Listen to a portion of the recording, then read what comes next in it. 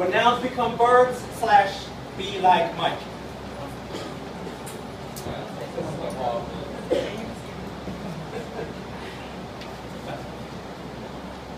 As an active young boy, back before back, knees, and joints were of more concern than scoring points, we used to say things like, Jordan with that fadeaway. Or jumping to catch a touchdown pass over the head of my defender.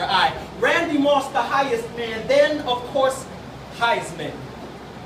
We followed examples of the physically gifted who seemingly ascended to a higher plane of existence or realm above. We believed what we'd seen on TV and thought we could be like Mike. I turned my attention to music. I still remember when I found that this dissonant chord vibrating upon the fibers of my soul would resolve when allowed to resonate through wooded winds. So I played.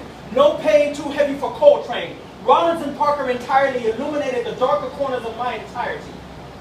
And on any given day, you might find me spinning in a random mirror trying to remember the time I believed what I'd seen on TV and thought I could be like Mike. See, when nouns become verbs, when names come to mean action, they can reflect the time and redefine the nature of our very being. And when that persona becomes more prevalent and less relevant words subside in defeat, I can't help but wonder, how long until our names become verbs for dying in the street? When will the world understand it? Rather than accept the fate we've been handed that justice isn't black and white, but shades of Freddie Gray who got Sandy blanded. I say her name in honor, but it bothers me that yet another man of sandy complexion will escalate a simple situation simply because the bold, brilliant, vibrant, vivid spirit of my people can never be so bland as to suit his simple taste.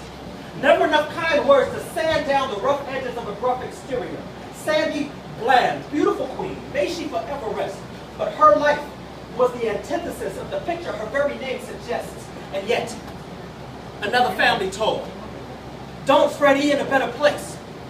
But no conversation can explain it away, and no compensation can return Freddie Gray from the ether.